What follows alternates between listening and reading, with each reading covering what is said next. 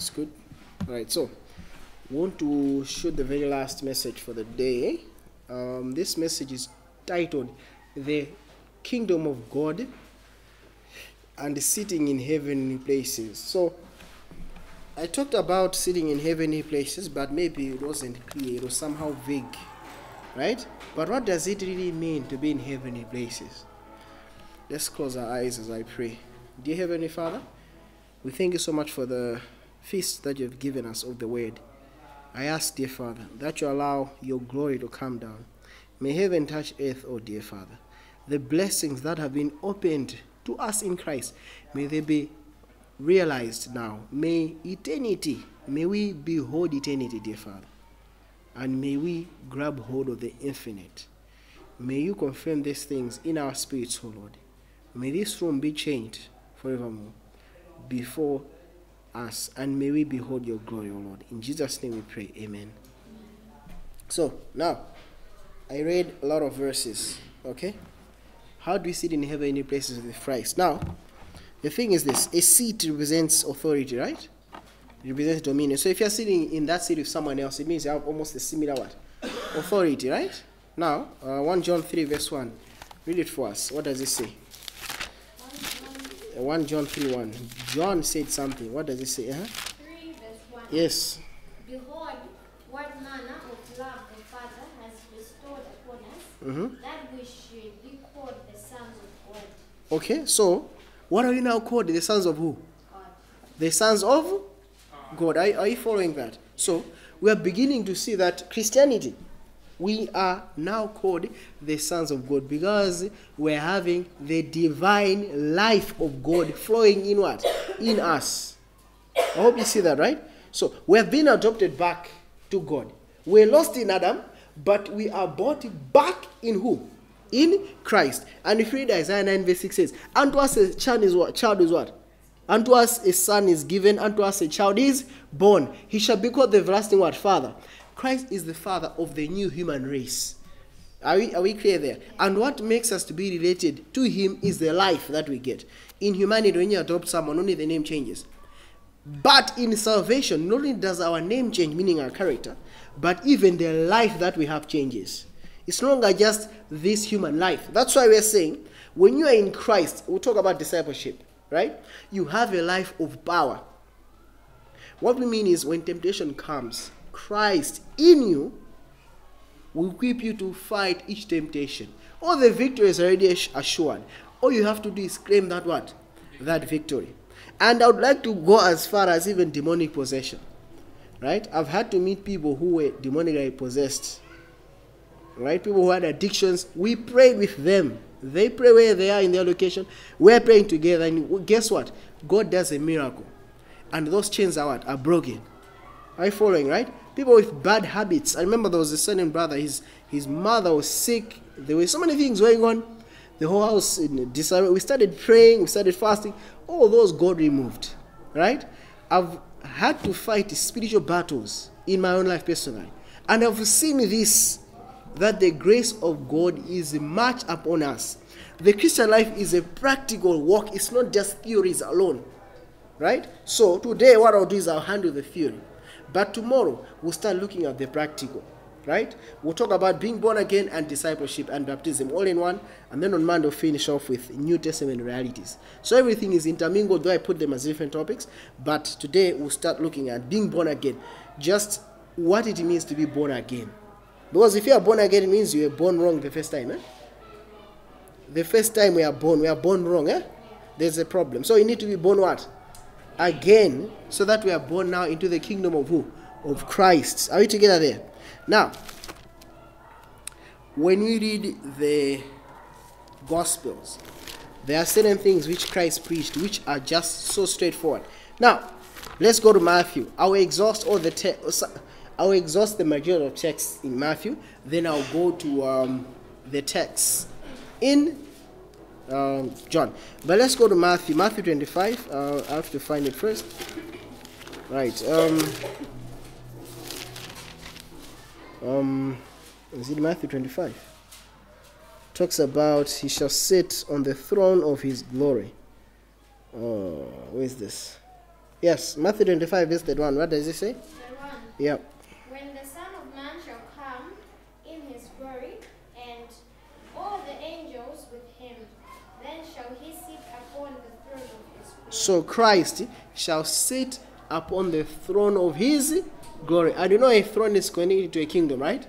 When Lucifer was fighting, he said, look, I'll take my throne above the stars of, meaning to say, Lucifer has his own kingdom. His kingdom operates on external rules and force. But Christ's kingdom operates on within, right? A change, a transformation has to happen within. There has to be life, meaning the spirit has to be given to someone, right? That's the only difference. So Lucifer and Christ operate on two different things. So when Christ is coming, he shall sit upon the throne of his glory, meaning the kingdom of what? His glory. I hope we see that.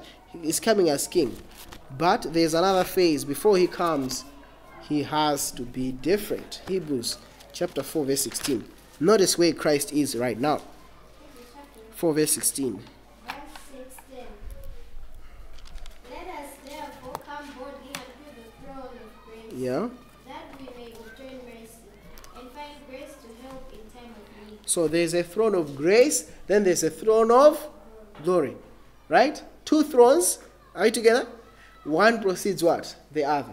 Okay? Where is Christ seated right now? Throne of what? People, are you following? Are you following what I'm explaining? Where are we supposed to obtain grace right now? At the throne of what? Grace, right? Are you together? Where Christ is seated, right? Yeah. So when we say he's on the right hand of God, he's sitting on the throne of grace. But when he comes back the second time, he'll be seated on the throne of what? Glory. Are we together, everybody? And we are saying we are seated in heavenly places with Christ. Okay? So what does this all mean? Now, let's start the message of the kingdom. Now, the very first person who preached the gospel of the kingdom was who? No, it wasn't Jesus. Yes, John the Baptist. Thank you. Okay, Matthew 3 verse 1. Let's go there. Verse 1. Verse 1. Yes. In those days came John the Baptist preaching in the wilderness of Judea, Yeah. and saying, Repent ye, for the kingdom of heaven is at hand. So John is saying, look, the kingdom of heaven is, if something is at hand, it means it's very what? Very near. So repent. So you cannot teach the gospel without first emphasizing what? Repentance. People have to realize that sin is wrong, right? Are you following? What does the sin do? Sin mars your conscience. Okay? Sin brings animosity against what? Against God. Sin is something that kills faith. Sin is something that kills life. Now, if we go to the Old Testament, why was God acting as a judge? Because he was trying to show these people that sin will kill you. I hope you see that, right? So, that's what it was. God was saying, look, sin kills, sin separates, sin causes animosity on your part to God. So, the very first thing, what is the essence of the gospel? The gospel leads people to what? To repentance. That is the very first thing. You have to repent. And if you can't repent, then there is a big problem there. Then it means you can't preach the gospel of what? The kingdom. I hope you see that, right? So the kingdom of God brings repentance, which is good. Now, the second person preaching the gospel, Matthew chapter 4, verse 16. So John, yes, let's go. Verse 16. Yes. The people which sat in darkness saw great light, Mm-hmm. and to them which sat in the region and shadow of death, light is sprang up. Yes. 17. From that time Jesus began to preach and say, Repent, for the kingdom of heaven is at hand. So Jesus saying, look, the kingdom of heaven is where? At hand. In arm's length, right? It's reachable, it's at hand. And what should be the response of people? They should what? Yes, repentance is a gift from God. And repentance is part of the gospel of the kingdom. I hope we are there, right? And when you say, I want to repent, what do you mean? I'm leaving this particular sin, and I need you, oh God, to give me the power to leave it, right? I hope we're together there. And when that happens, you have what? Repented. Yes? It's repenting. Remember, in the Old Testament, we understand what repentance is. When God says, look, I will destroy the children of Israel, And Moses said, Lord, look, please don't do it. If you do that, then destroy me. But even then, what it means is the people will say, look, God just brought them out to destroy them in the wilderness. And what did God say? It repented who? God. And God repented of what? The evil. Meaning to say, when God repented of the evil, it didn't mean he sinned. God just means he changed his what? Decision. I hope you see there, right? So repentance means it signifies to change your what? Decision. You have to be firm to say, look, I'm making this decision. This is the life I don't want. I want the life of who? Of Christ. That is the real issue. And does Christ have the power to do that? By all means. And if we can't repent, it means we can't preach the gospel of what?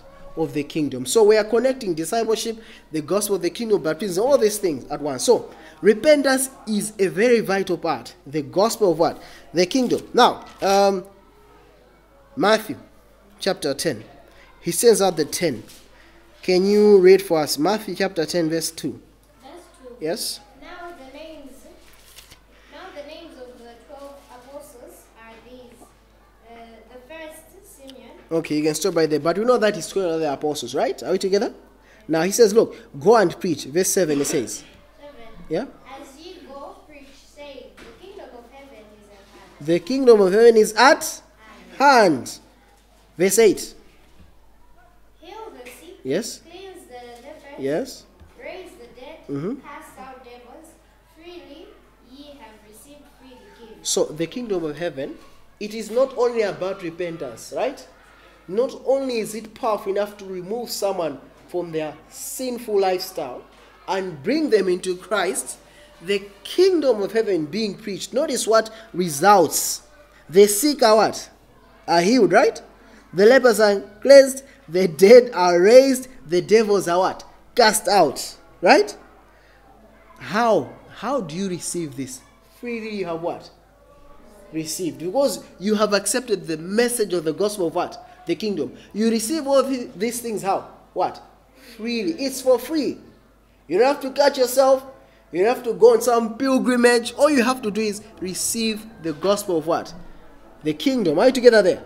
If you can receive this gospel of the kingdom, then all these things you will freely what? Receive. But the first part is you have to what? Repent. Are we together there? You have to repent.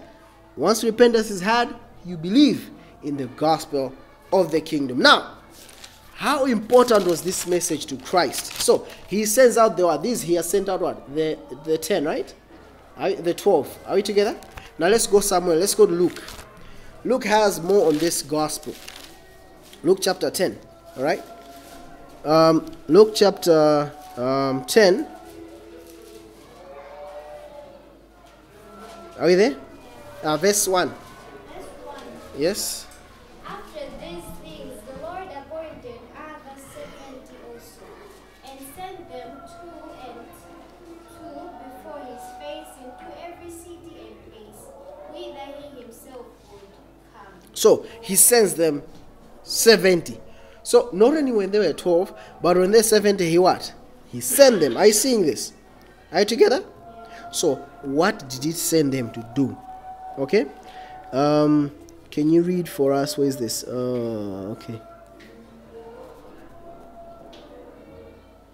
Okay, I want to read whereby he tells them the message that they should preach. All right. Is verse what? Yeah, verse 9. Verse 9. And heal the sick that are therein, and say unto them, the kingdom of God is come nigh unto you. So wherever you go, they were to heal the sick and tell them, look, the kingdom of God is near where? Near you. You see that? So this is the centerpiece of the gospel. Are you seeing there? The central part of the gospel of Christ is the kingdom of God, right? So look, John has preached it, Christ has preached it, right? The disciples have preached it. I'm sure by now it's all news in Israel. And you know how these people believe. They believe, the glory will come back to Israel. Now, this is the Messiah they want, right? You understand? These Jews, what they're preaching here, this is something that the Jews really want to hear. Because if they're preaching about the kingdom, man, we want this. That's what they believe. We want this type of kingdom. Now, guess what Jesus tells them? Luke chapter 19.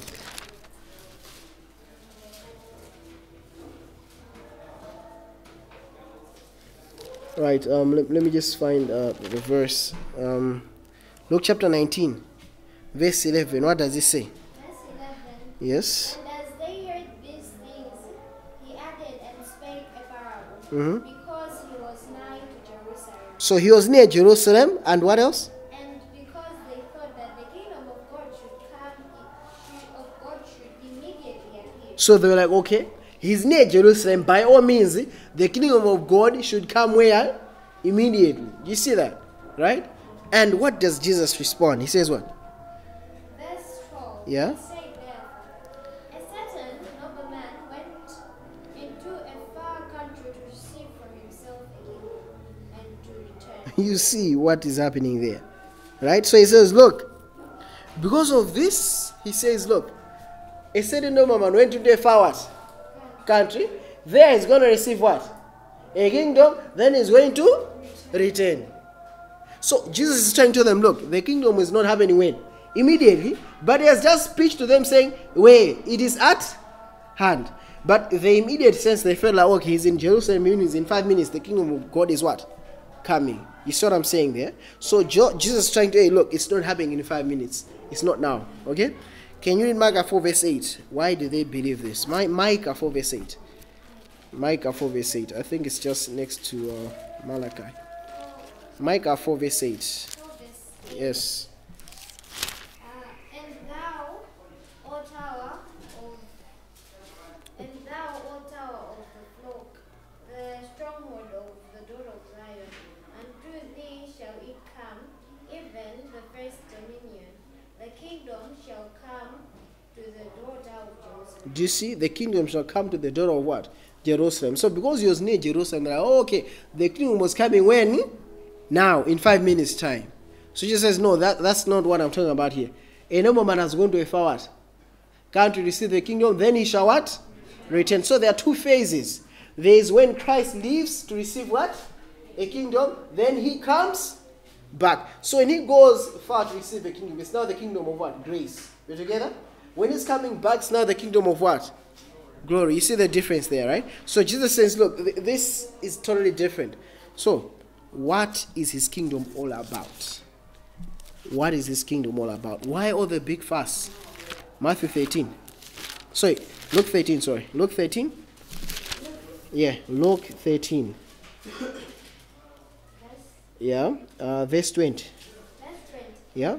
And again he said, whereunto shall I liken the kingdom of God? It is like leaven, which a woman took and hid in 3 measures of milk, till the whole was leavened. Now, I'm sure most of you bake here, especially the women. Leaven, what do you call that in modern English? It's called what? Yeast. Eh? When you put it in a meal by meaning a meal, right? Flour. What do you want the flour? What do you want to happen to the flour? You want it to what? To rise, eh? Okay, so Christ, remember, he's the bread of what? Life, eh? Are you together? What do you use to make bread? You use what? Flour, right? So something was supposed to happen to Christ. Are you together? To make him what? Increase. Are you together? Yeah, so that's what you're talking about, the kingdom of God. So something very specific was supposed to happen to Christ. Are you together there? Something was supposed to happen to Christ to make him increase his reach. I hope you know already where we're going with this, right? Now, Jesus, these people, they ask him, men, we are tired of this. Can you tell us what's up? Luke 17. Luke 17, verse 20. Now, the Pharisees demanded. A demand is something that people force you to do, right? So these people gave a demand. They say, hey, look, man, this is bad. Just tell us, when is the kingdom? They're not having it anymore. Luke 17, verse 20, what does it say? Verse 21. No, verse 20. Oh, verse 20. Yes. And when he was demanded of the Pharisees when the kingdom of God should come, he answered them and said, the kingdom of God cometh not with observation, neither shall they say, lo here, or lo there. For behold, the kingdom of God is within you. You see that? So Jesus says, look, the kingdom of God is not going to be here or there. Meaning it's not a physical what? Kingdom, but it is where? Within. So now he's given us two clues. Something should happen to Christ, which is the meal, the flour, the bread, right? Christ should what? Increase. Are we seeing there?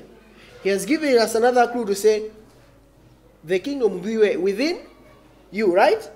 And he has also told us that the most important thing about the kingdom is, first of all, to what?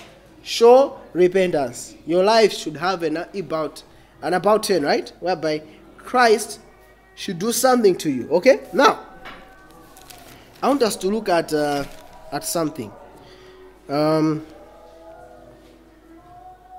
Luke 11, verse 20. Luke 11, verse 20. Let's look at that verse. Luke, yes, 20. Verse 20. Yes? But if I, with the finger of God, cast out devils, no doubt the kingdom of God is coming. Notice, if with the finger of God is casting out devils, what is come upon these people? The kingdom of God. I hope you see that, right? If he's casting out devils with the finger of God, the kingdom of God has come upon these people. Now, what is this finger of God? Let's look at Matthew. Right?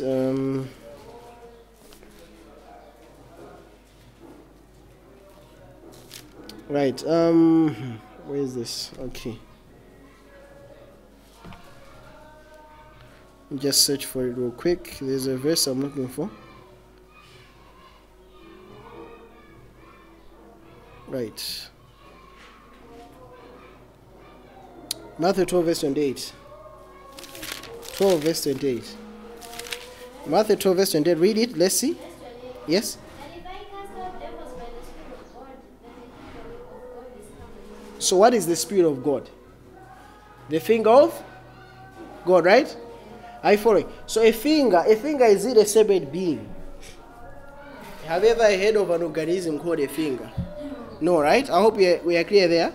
There's no such thing as a finger being an individual being on its own. The finger is always the finger of someone, an extension of someone. So, why does God say, by the finger of God he casted out demons? The finger, that's where you have touch, right? It's something very intimate. If someone grabs you, shakes your hand, it means there is trust there. Okay, if someone touches your shoulders, there is intimacy there. So, God wanted intimacy with his church. So, his hand was stretched out to touch them.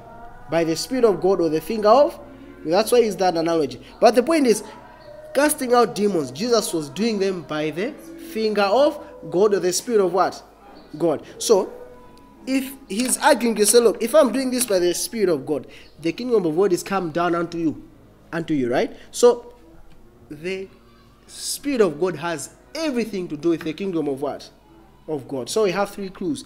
Something to happen to the meal, something is to happen whereby the kingdom should be within us, and the kingdom has to do with what? The Spirit. We have three clues. I hope we are seeing where we're going with this. Now, let us take this further. Can you go to Acts chapter 1? Right, Acts chapter 1, verse 6. So Christ is getting ready. Can you go to verse 5? Verse 5. Yeah? For John truly baptized with water, but ye shall be baptized with the Holy Ghost not many days hence. So Jesus says, look, you'll be baptized with the Holy Ghost not many days what? Hence. Alright, let's go, continue. 7. 7. Oh, verse 6. Yep. When they therefore were come together, they asked of him, saying, Lord, wilt thou at this time restore again the kingdom of Israel? So, they restore the kingdom again, the kingdom of Israel. So, these people, what they're thinking is, Israel must again be the main nation, right? They are still thinking about nationalistic interest. So, what does Jesus respond to them? Verse 8. Verse 7, sorry. Yep. And he said unto them, It is not for you to know the times or the seasons which the Father hath put in his own power. So Jesus says, look, it is not for you to know the times and seasons God has put in his own what? Power, right? Continue. Verse 8. But ye shall receive power after the Holy Ghost is come upon you. Yes. And ye shall be witnesses and in Samaria, and to the uttermost part of the earth. So he tells them, you shall receive what? Power, right? Now, I wanted us to look at something else. Okay? Mark 9 verse 1. Can we see that? Mark 9 verse 1. Let's go to Mark 9 verse 1. Mark 9 verse 1. What does it say? Verse 1. Yes? And he said unto them, Verily, verily, I say unto you, Yeah? that there be some of them that stand here, which shall not taste of death, till they have seen the kingdom of God come with power. So they're saying, some of you will not die till you have seen the kingdom of God come with power. Now, this, we know that the disciples all died. Eh? Are we together? All of them were died. Did Jesus come the second time in their time? No. So this is not talking about the kingdom of glory. Are we together? It's talking about something else, whereby the kingdom of God is coming, but it's coming with what? With power. We are together there? And shortly after, he takes them up into the mountain. And if we look at the mountain, what happens in the mountain? What happens in the mountain is Christ is what? Is glorified. Are you following? Now, once Christ is glorified, what happens is the glory upon Christ comes upon what? Upon the other disciples.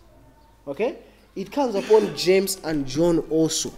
Right? Meaning to say, the glory which is going to come upon Christ, that glory was also supposed to come upon what? Upon all the people. So that vision, I will explain it. Okay, let's just go there. Mark chapter 9, verse 7. What does it say? Mark 9. Read for verse 5. What does it say? Okay, verse 5. Yeah. And Peter answered and said to Jesus, Master, is it good for us to be here? And let us make 3 tabernacles. One for thee, one for Moses, Yeah. and one for Elijah. So they were like, oh look, let us make 3 tabernacles. Remember, it was only Christ who was glorified, right? Remember at this time? He was glowing and they were all afraid. Now, guess what happens? Verse 7. 7. Yeah? For there was a cloud that overshadowed them. Yeah? And a voice came out of the cloud, Yeah? saying, This is my beloved Son. Yeah? So notice, the cloud not only remained upon Christ, but it also engulfed who? The disciples. Do you see that, right? Which meant, whatever this kingdom was supposed to be, it was supposed to first start with who? With Christ. Then it was then supposed to engulf what? All the people. Something was supposed to happen on Christ, which was to have an effect on what? His people, right? Can we go to Matthew chapter 17? It's the same scenario. Matthew 17. We are there? Yes. Right. Matthew 17 verse 5. Yeah? Verse 5. Yes. While he yet spake, behold, a bright cloud overshadowed them. And behold, a voice out of the cloud, which said, This is my beloved Son, in whom I am well pleased. Hear ye him. You see that? So he says, look, this is my beloved who? Son, hear him. Right? Christ is glorified. Are you following? Guess what happens after the whole scenario? Verse 9, what does it say? Verse 9. Yeah? And as they came down from the mountain, Jesus charged them, saying, Tell the vision to no man, until the Son of Man be risen again from the dead. So they're saying, tell the vision to who? No man. Is the vision a reality? Huh? No, visions, are they reality? No, a vision is something that is not a reality. A vision is usually something that you see when you are awake. You only realize you are having a vision when the vision is over, right? Whilst a dream, you are dreaming, you are asleep. You realize that it was a dream when you are awake. I hope we are together. But a vision is something that is so akin to a reality. So Jesus says, look, there are some standing here, they will not taste death until they have seen the kingdom of God come with power. You see that? And now there is a vision immediately. He takes 3 of them up, right? And then what happens? He is glorified. Then that glory, that cloud comes also on what? The rest of what? The disciples. So he says, look, don't tell anyone until the what? The resurrection. Meaning to say, this vision is connected to what? The kingdom. And they will only understand it after the what? After the resurrection. I hope we are following everything here. Now, let's go to Acts. So in Acts, he told them, look, you shall receive the Holy Ghost. Okay, let's go. Just read Acts chapter 1. Acts chapter 1 verse 8. Read that for us. 8, yes. But ye shall receive power after that the Holy Ghost is come upon you. Mm-hmm. And ye shall be witnesses unto me both in Judea and both in Jerusalem and in all Judea and in Samaria and unto the uttermost part of the earth. So Jesus says, you shall receive the power after the Holy Ghost shall come upon you. But he told them, listen, some of you want to die until you see the kingdom of God come with power also. I hope you see the connection here, right? Now, can we continue? Yeah, let's go to Acts chapter 2. Acts chapter 2 and verse 30. Let's read from verse 17. Verse 17. Yeah. And it shall come to pass in the last days, saith the Lord, I will pour out of my spirit upon all flesh, and your sons and daughters shall prophesy, and your young men shall see visions, and your old men shall dream dreams. So God says, I'll pour out of my spirit upon all what? All flesh, right? So remember, the kingdom of God is connected to the Spirit of God, right? So God is pouring out of his what? Spirit. Do you see that connection there? Okay. Now, can you go to verse 32? 32. Yes. This Jesus hath God raised up, whereof we all are witnesses. Mm-hmm. Therefore, being by the right hand of God exalted, and having received of the Father the promise of the Holy Ghost, he has shed forth this, which ye now see and hear. So they are saying that God has given Christ the what? The promise. Are you following there? So God has given Christ the promise, and now Christ has shared that promise what? Unto the disciples. Now, let me say this. On Pentecost, something did happen to the meal. Christ was what? Glorified. Are you following? Like yeast is given to flour, and the flour expands. The righteous life, the victorious life, the glorious life was only in one person. That is in what? In Christ. Are we together? That life was only in Christ. But at Pentecost, Christ was glorified so that that life should not only be in him, but should be in his disciples. Are you following? At Pentecost, the kingdom of God was in these disciples because now Christ was where? In them. You see what's going on here? The glorified Christ was in them. Now, if it's about the kingdom, it means there's a king, right? So Christ was sitting as the king or the Lord of their lives. So the first repentance means you're approaching Christ as a savior, right? But now, once you are repentant, it means he's now your Lord. The Lord is now the one who tells us what to do.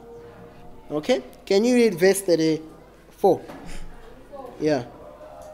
For David is not ascended into the heavens, but he saith himself, The Lord said unto my Lord, Sit thou on my right hand, until I make thy foes thy footstool. Verse 36.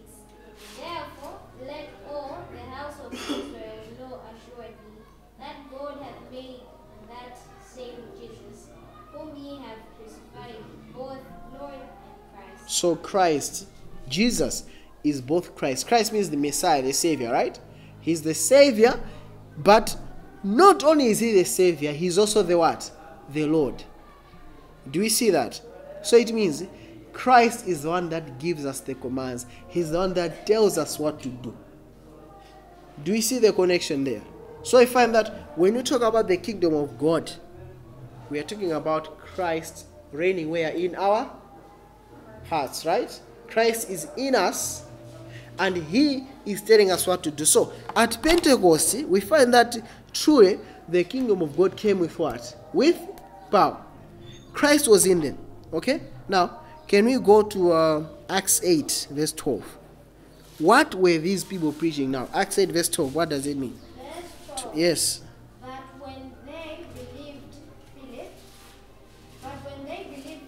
Philip preaching things concerning the kingdom of God and the name of Jesus Christ, they were baptized, both men and women. So people who believed the gospel of the kingdom of God, they were what? Baptized. I hope you see there what's going on, right? Okay. Now, read Acts 19, verse 8. Acts 19, verse 8. What was Paul's main emphasis? Acts 19, verse 8. Yes. Verse 8. Yes. And he went into the synagogue and spake boldly for the space of 3 months, Yes. disputing and persuading the things concerning the kingdom of God. So they were preaching, disputing the things concerning the kingdom of, because it was now a reality. It was not a theory. It was now what? Christ was where? In them, reigning as the Lord. So when they were preaching to people, they were preaching to people that Christ is the Savior. In that case, the person has to what? Repent, right? Are we together? But not only repentance, that person has now to receive Christ as the Lord now. So they preached him as the Savior and the Lord. As the Savior, Christ is the only one that can remove our sin. Right? His life can remove our life. And our life has a record of sin, right? So it's his life for our life. There's a great exchange. We die and we live through him. And how do we live through him? He now becomes our Lord. He's the one that tells us what to do. He's now our friend. So Christ is both Lord and Savior to us. That is now speaking about the kingdom of God. I hope we are together so far. Now, how important is this kingdom of God? Let's go to Luke, I believe it's 16, verse 16. I hope it's the one. Luke 16, verse 16. How different is this? Can you go to Luke 16, 16? Verse 16. Yes. The law and the prophets were until John. Wait a minute. The law and the prophets were unto who? John. By the law, who do we mean by the law? The Torah, the first 5 books, that's all that Moses gave, right?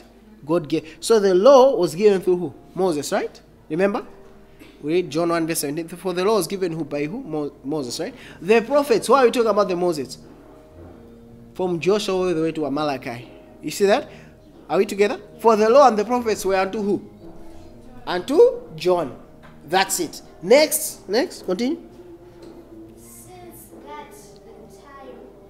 that time. Okay, can you read again? Just start again. For the law. The law and the prophets are until John. Yeah. Since that time, the kingdom of God is preached. Yeah. And every man presseth into it. So you have the law, you have the prophets. They are until what? But until John time, what is being preached? The kingdom of God. Do you see the difference there? Are you together, everybody? So you had the law and the prophets until what? But after that, what is being preached? The kingdom of God. Now let's go to Matthew. What does this even mean? So it means there has to be a big difference in the message that we even deliver, right? Matthew chapter 11. Okay? Are we there? Yeah. Now, John was someone who was very close to Christ. They were cousins by default, right? Yeah. John being 6 months older and John being the forerunner for Jesus, he was a prophet. So by this time, John had a problem because Jesus has come, he has not rescued him. John says, are you the one or should I wait for another? Jesus doesn't answer John's disciple. Says, look, come. He goes and heals and whatever. Says, look, go and tell John whatever he saw. Remember? And immediately Jesus knows John is about to die. So he starts speaking about John. Right? Now, can we go to verse 7? Verse 7? Verse 7. Yes. And as they departed, Jesus began to say unto the multitudes, Yeah? what went ye out into the wilderness to see? Mm-hmm. A reed shaken with the wind. So you know that John was not shaken by anything. Huh? Even though, who's that brother? Herod was the king.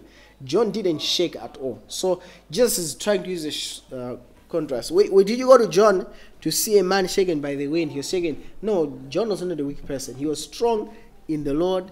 He was filled with the Spirit of God. He was not afraid of consequences, right? Because of that being filled with the Spirit, right? John was straightforward. So Jesus is using God to contrast. Continue.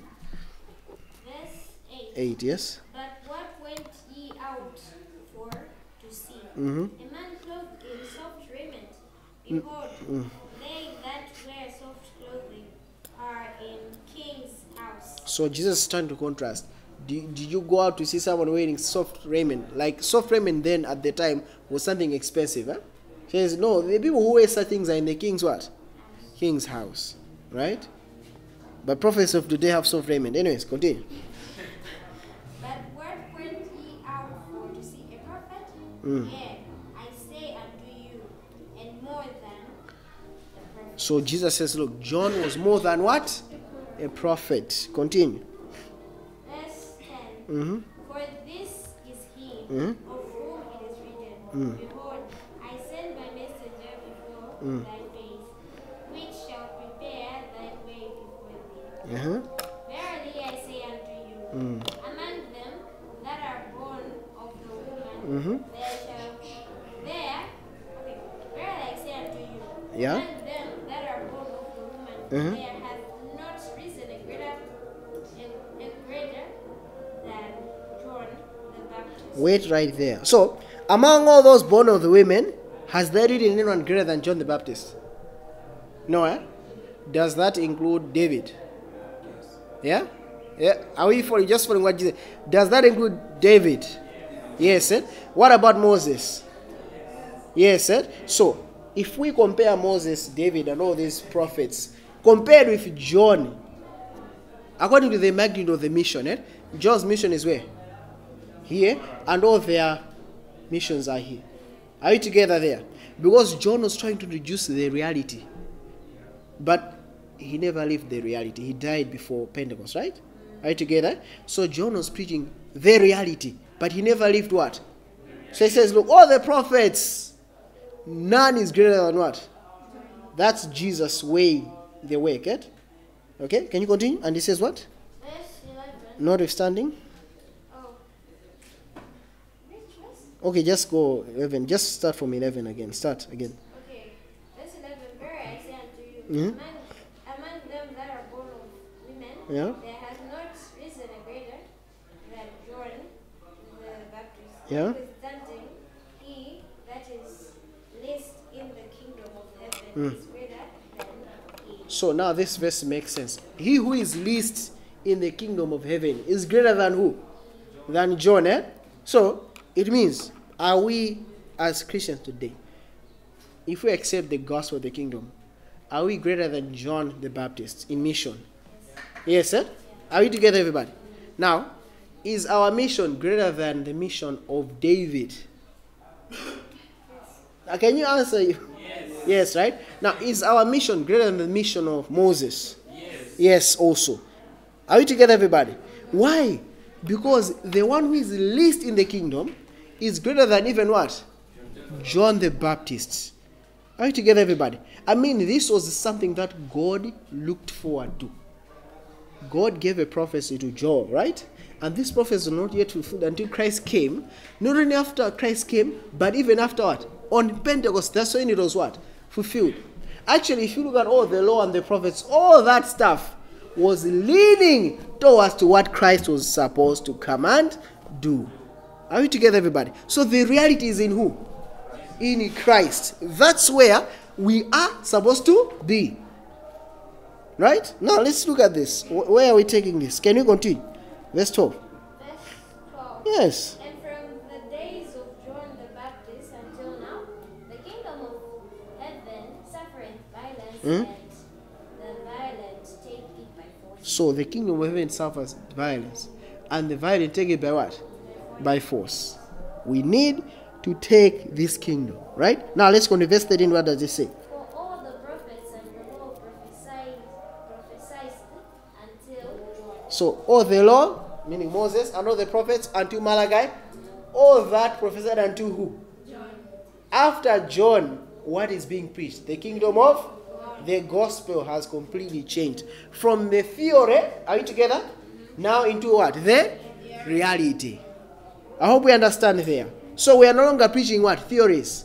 We are not preaching what? Realities. What is the reality? The kingdom of God, whereby we sit in heavenly places with Christ. The glory which Christ has received, that's the Spirit of the Father, right? He has also given what? Us, right? The life that was in Christ that he lived. When you look at Christ, the way he lived, what he ever did on earth, all that, we have the same what? Life. Are we together, you people? So, if that is true, then it means we are sitting in heavenly places with who? With Christ. That communion Christ had with the Father when he was on earth, right? That he could ask anything. What does Christ say of us? Ask in what? My name, and it shall be given to? It means we are now sitting in heavenly what? Places. The closeness that Christ had with the Father, that assurance we can also what? Have. What did he tell us? Pray our heavenly what? He is your Father. And when he was ascending, what did he say? I'm going to my Father and to what? Your? I'm going to my God and your? Meaning we are completely connected. We are now part of the kingdom of God. We are no longer aliens. Are you together, everybody? We are no longer supposed to be taking like, I don't know, I'm a sinner, People say, I want to rebuke this, but I'm also a sinner. No! Are you following what I'm saying? What we are saying is, we were sinners, but once we repent, we are now called the sons and daughters of who? Of God. And if we are the sons of God, what it means is, we have to grow in that grace. Are you together, everybody? We have to now grow. Because as a baby is a baby, but it's a human, right? It's not a human because it functions as a human. Let's just say it, for example, if you take a dog and a baby, right? Which functions as a human more? The dog, right? If you take a police dog will bark at robbers, it will pick your bag, it will put it. It can do so many functions as a human. But that does not make it a human. The baby will do nothing as a human, but it is a human because they have the life. So most of us, we are still babies. We are not growing in that grace. We need to grow in that reality that is there. The true gospel is what Jesus came to show us. What he came to live on earth. Right? Now, let me just make sure I hammer this point. Let's go to John 17. John 1 verse 17. John 1 verse 17 says what? Verse 17, yes? Yes. For the law was given by Moses, but grace and truth came by Jesus Christ. So the law was given by who? Moses. The law was given by who? Moses. But grace and what? Truth came by who? So the truth, what is the truth? The truth is a reality. Let me ask, did any of the lambs of the Old Testament save anyone? No, eh? So that was a shadow. What is the truth? The life of who? Jesus, eh? Did any of those priests remove sin? What is the truth? Jesus is the what? Priests. He's the reality. Are we together, people? Were the Jews the chosen people? The Jews in type were the chosen people. Are you together? But if we are in Christ, if any man be in Christ is a new creature, right? You are heirs as Abraham's what? Seed. That's the reality. Are you together? Was there a sanctuary in the Old Testament?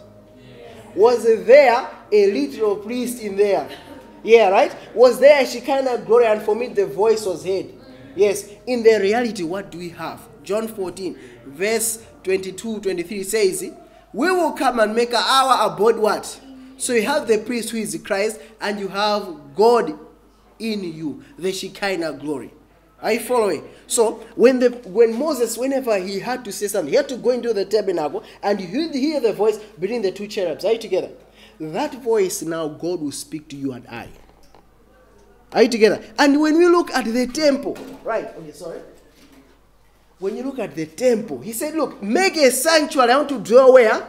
Among you, right? Now listen, I always look, you say, if I was there, I wouldn't sin, I mean, we have a campus, eh? We have a campus, and you have some tents around. I mean, look, you just step out of your tent at night, and you see there's a sanctuary there. In the most service, there's a light there. Come on. And you see on top, there's a fire. Remember, there used to be a fire, right? Who on earth will sin? Someone who doesn't have Christ. We are in. Are you together? Someone who doesn't have Christ will sin definitely. Right? So you find that those people, they didn't have all the realities that were there. If you look at the Old Testament, you find that they had the Spirit of God with them, right? But they didn't have the kingdom of God with them. The kingdom of God is a phenomenon. It was an eternal thing. Are you together?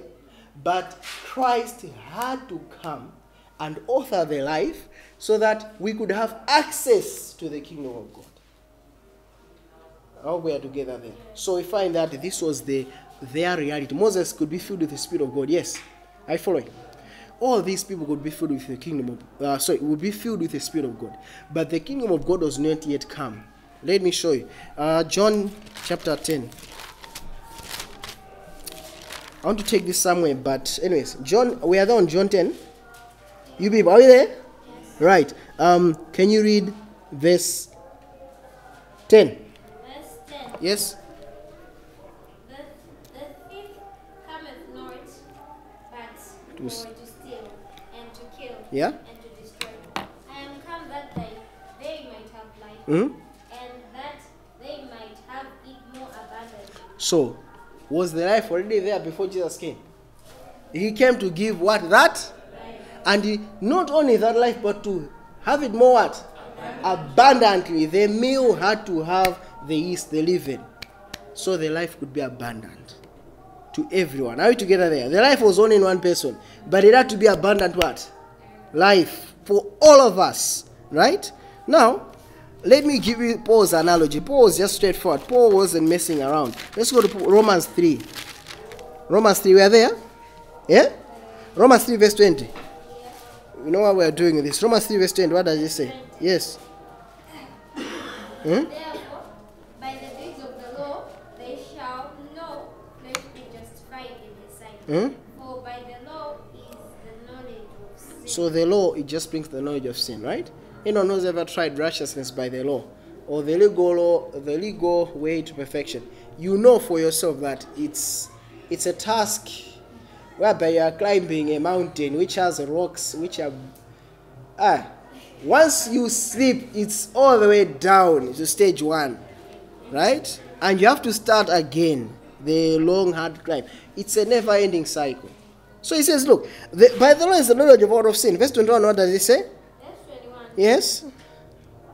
But now the righteousness of God Without what? Yes. the law Yes. is manifested, Yeah. being witnessed by the law and the prophets. Now read this verse clearly. The righteousness of God is now manifested. It is now come.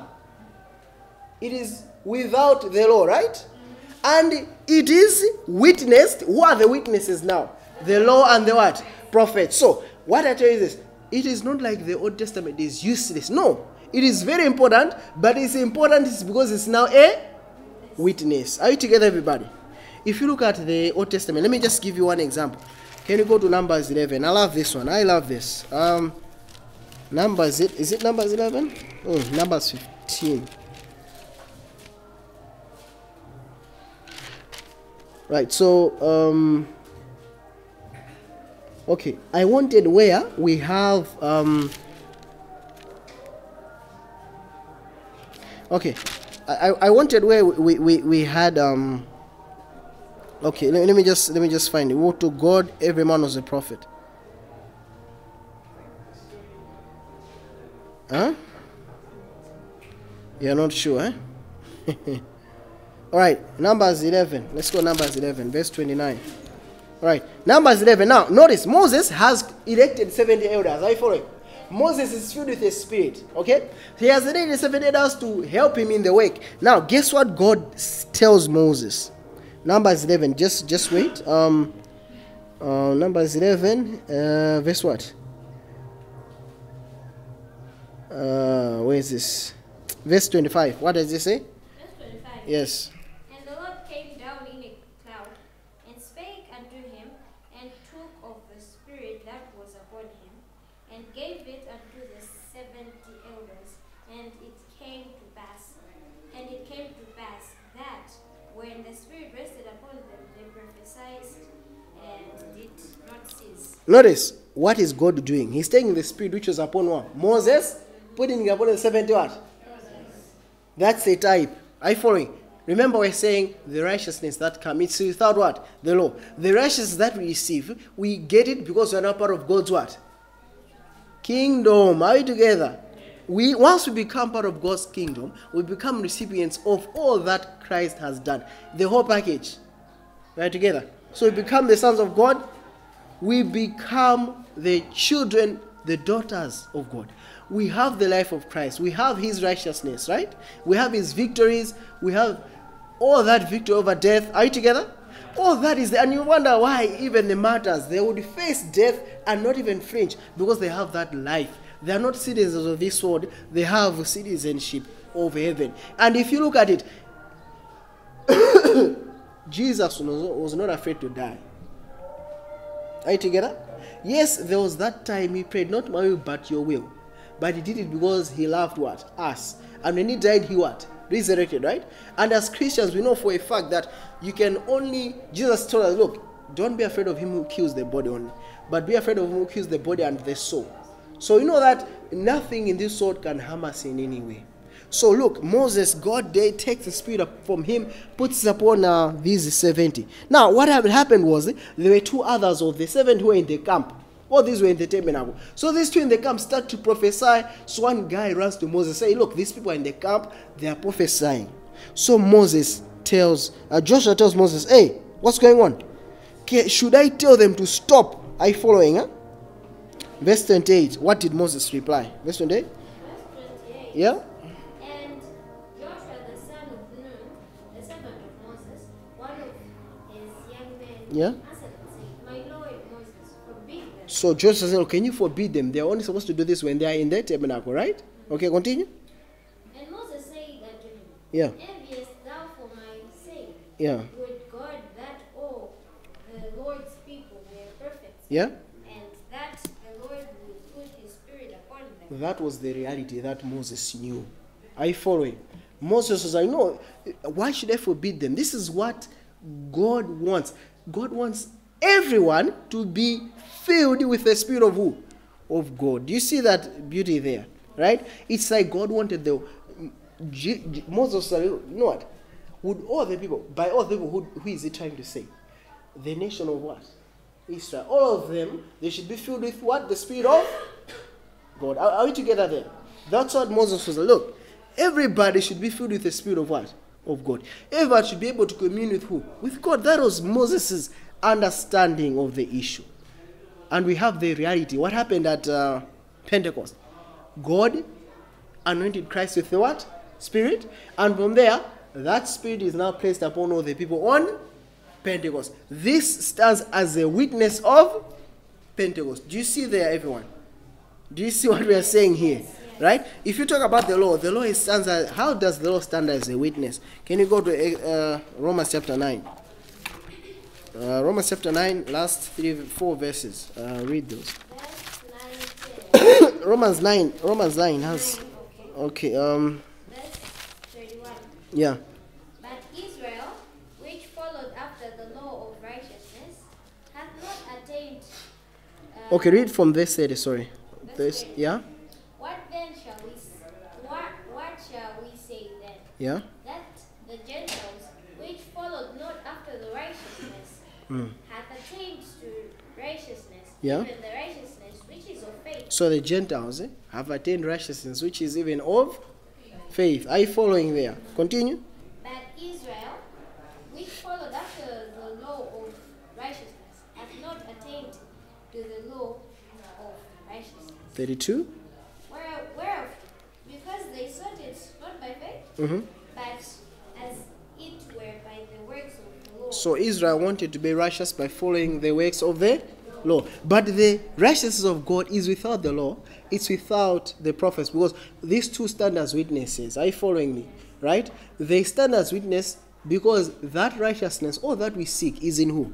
Is in Christ. Are you following me? So we have the chosen people in Israel. Right? But now, who is the chosen one? It's only Christ. Galatians 3:16 says, it's not of seed as of many, but it's only of thy seed, who is who? Christ. If you're in Christ, you are the chosen one. All the blessings that came upon Israel, the people, the chosen ones, were because of Abraham, right? Are you following? But if you're in Christ, you're Abraham's who? Seed, right? All those blessings are flowing onto you. Are you following what we are doing here? Right? So you find that just as the children of Israel were promised a land of inheritance, we are promised a land of inheritance, the new heaven and what?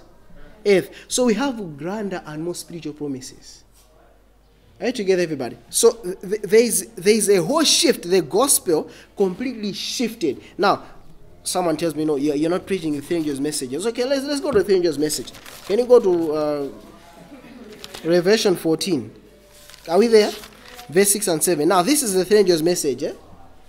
Revelation 14, verse 6. What does it say? Verse 6. Yes. And I saw another angel fly in the midst of heaven, No? having the everlasting gospel to preach unto them that dwell on the earth, Mm-hmm.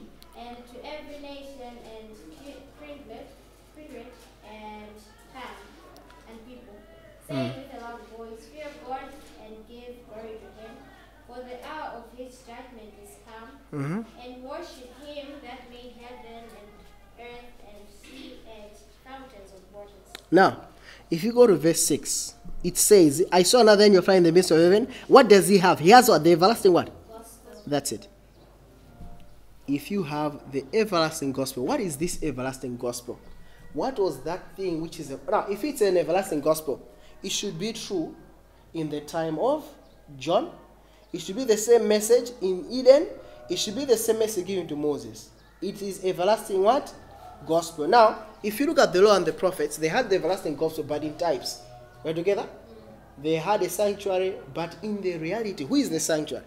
Who is the temple? We are the temple, right? We are the temple of the Holy Ghost, of which God is in us. Do you see that? So they had the gospel, but in type. Are you following what I'm saying? But in the reality, we are the temple. The glory of God inhabits where? Us. Are you following me? Huh? So, if you look at the everlasting gospel, it's a gospel of Christ. In the Old Testament, it was pointing, it was witnessing to Christ coming. That is the everlasting gospel. And if you read verse 7, it says, worship him, not them. He. Worship him. It's now going back to the character of the Father, who God is. So you know him as a personal friend. That's now preaching the three angels' message in context. I follow. I wrote on the group and say, no, when you say three angels' message, it's just about, saying insults to a particular denomination, right? True.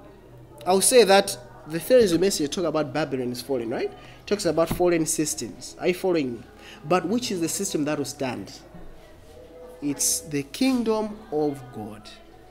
Are you together, everybody? And if we can't get the first angel's message right, we'll get all the other messages wrong, because our emphasis is completely off. So we are preaching one denomination into another what? Denomination, right? But the gospel of the kingdom is from the world into who? The kingdom of God. Are you together there? So the reality is much, much better. All our blessings, all our joys is found in Christ. He is our priest, right? That's our reality, isn't it? In heavenly places, he is our priest. He is our lamb, right? We are his temple. Are you together? All these blessings, the spirit by which he is blessed with, he has also given what? Us. The life he lived, he's also given what? Us. He says, look, ask anything of my Father and I'll what? I'll give you. Why? Because we have the life of his Son. He has taken all humanity and reconciled us back to who? Back to God. So the reality is much, much better than what Moses and the rest of these people had. And there are people who try to make it look like, the coming of Christ changed nothing. The only thing maybe changed was there are no more sacrifices, but everything is the same. But no, read the Bible. It's completely different. Right? How different is it? Let's go to Matthew 24. Right? Matthew 24. I love this verse. But most people, when they read this verse, they read it to mean something completely strange. Okay, Matthew 24, verse 14. You know the verse, huh? Read it. Verse 14 says what? Yes? And this gospel of the kingdom shall be preached Yeah? in all the world for a witness unto all nations. Yes? And then shall the end come. So this gospel of what? The kingdom, eh? when was this gospel preached? From the time of John until when? Now, what is this gospel? Christ in you, right? The kingdom of God in you. Are you following? This is the everlasting kingdom. This is the first angel's what? Message. Right? And by this, when this gospel is preached, the end what? Will come. Last verse, Colossians 1 verse 13. What does it say? Colossians 1 verse 13. I love this one. I love it. Colossians 1 verse 13. Verse 13. Or read verse 12. Verse 12. I love 12. Read 12. Verse 12. Yeah? Give thanks unto the Father, Yes. which hath made us meet to be partakers of the inheritance of the saints in light. So we have an inheritance. Come on, man. Okay? So we have an inheritance, and we are thanking who? The Father. Right? Can you continue? 13. Yeah. Who hath delivered us from the power of darkness, Yes? and hath translated us into the kingdom of his dear Son. So we are now translated into the kingdom of his dear. Son. So if that's the case, then Christ is the Lord, right? Can you continue? Downwards. 14. Yeah? In whom we have redemption through his blood, Mhm. even forgiveness of sins. So we have redemption, the forgiveness of sins. All this is the reality of the kingdom of God. You see that, right? All this is as a reality of the kingdom of God. Because when we approach Christ, where is he seated? On the right hand of God. Which throne? The throne of grace. So this is our reality. Because of time, I won't be able to finish. But tomorrow what I'll do is, I'll start why the kingdom of God. Right? Because if you read Daniel chapter 7, you begin to understand that there's an actual investigation, right? There's a judgment of the kingdom of Christ and the kingdom of the beast, you see? And the end of that judgment, the beast is given to the burning flame. Whilst Christ is judged to say his kingdom should be what? Forever. And there were two trees in Eden. The tree of knowledge, meaning Satan's kingdom, and the tree of life, meaning only life can establish righteousness. So, the kingdom of Christ was there to establish what God stands for. And you can't test a kingdom. You can't test my theory. You say, no, this theory works. For example, if I have an idea, right, how to run a kingdom or run an institution, and we are only, let's say, 40 people, right? It's easier for me to control everyone because I'll have a relationship with that 40 people. You understand, right? Are we together? But what you need to do in order to have a proper examination, you need a large group of people, right? And have that system in place with all these people, and then you're able to evaluate, is this bringing righteousness? So since Pentecost, Christ's kingdom has been in place, right?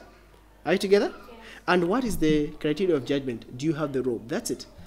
If you have the robe, you are what? Safe. If you don't have the robe, then you are completely unsafe. Remember the marriage, right? He was asked, do you have the robe? He said, no, I don't have. He said, okay, fine. Please cast him out. It was that simple, right? So there are so many things that we have to understand about the kingdom of God. But first things I've just said, you have to repent, right? Repentance, which is a gift of God. And after repent, it means we're not going back to the old life. We have a new life. We have a victorious life. We can walk in the newness of that life. So I'll explain some of the things about being born again into the kingdom of God's dear Son, and we'll understand why the kingdom. It means now we begin to understand discipleship. And when we understand that, it means we understand why baptism. All these things link together. I'm being told to just put in one more verse. One verse, that's the last one. Okay, John chapter 10. Can you go John chapter 10? Right? Now we have the ford. What is this ford? I don't know. John chapter 10. We are there? Yes. Okay. John chapter 10.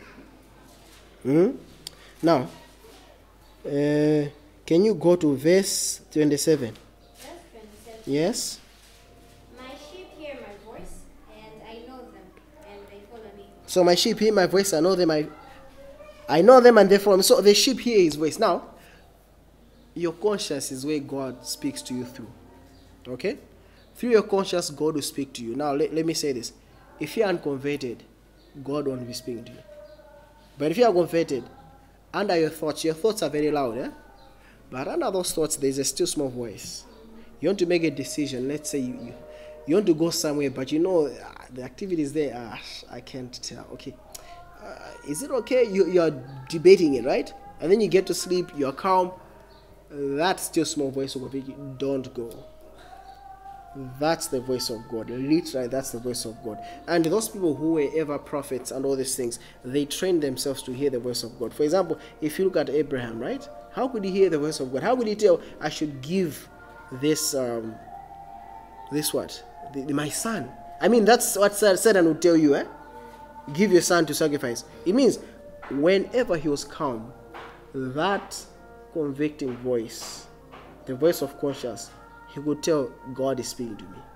Are you following what I'm saying? So that voice that you get when you're converted, that is from God. So my sheep hear my voice. You hear the conviction of God. Continue. Verse 28. Yeah.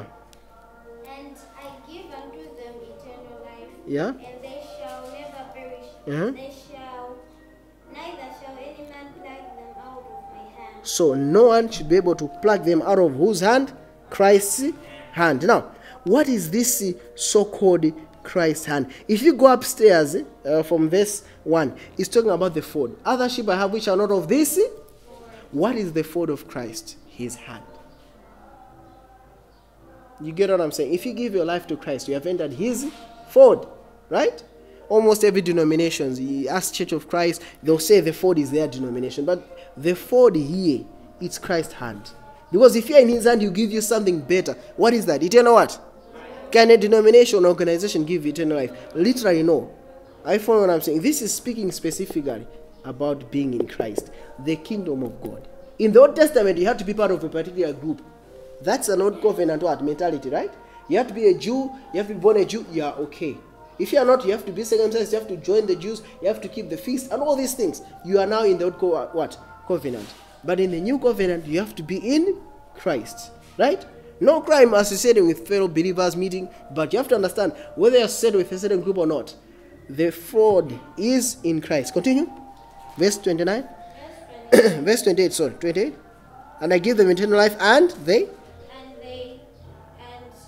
shall never perish, neither shall any man pluck them out of my hand. When I was in legalism, I was always scared. Will I be saved? Will I make it?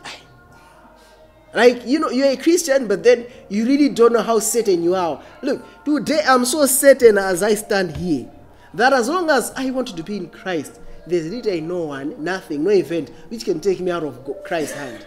Are you following me? For me, that's just a reality of the New Testament. Right? If you go to the Old Testament, they had wars, right? They had all these things.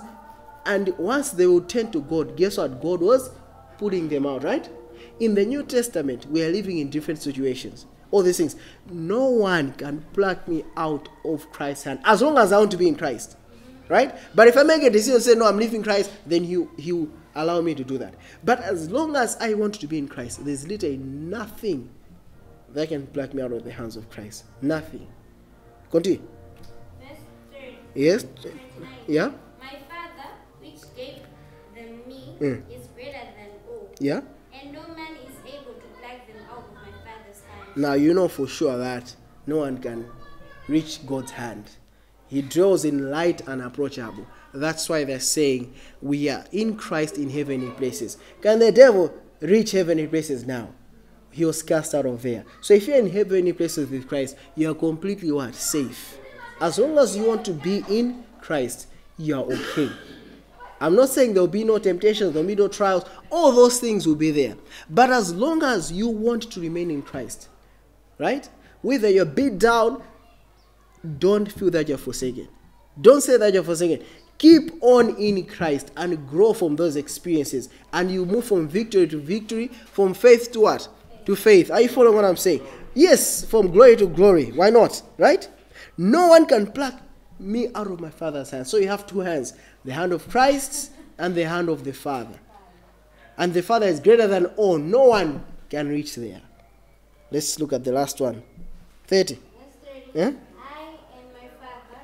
Yes, I and my Father are one. That's the greatest food that we have to return to. The food whereby we'll be given life. That's the New Testament reality. And that is so much more beautiful And that is something that Christ fought for us to have. It's his campaign for us. So tomorrow, I'll talk about discipleship and the kingdom of God. Will be here by 2 o'clock, right? Yeah. Anyways, we'll see. But by all means, that's the time we agreed. If anything else changes, we'll see.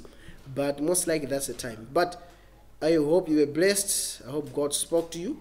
I hope you were strengthened. That's the most important thing when we meet. The reality is so much sweeter than anything else. And I can tell you that, since 2019 to 2021, just at the, I was still in legalism, Legalism, right? But now I'm no longer in legalism. I do not want even to be in, yeah, you can cut it. I do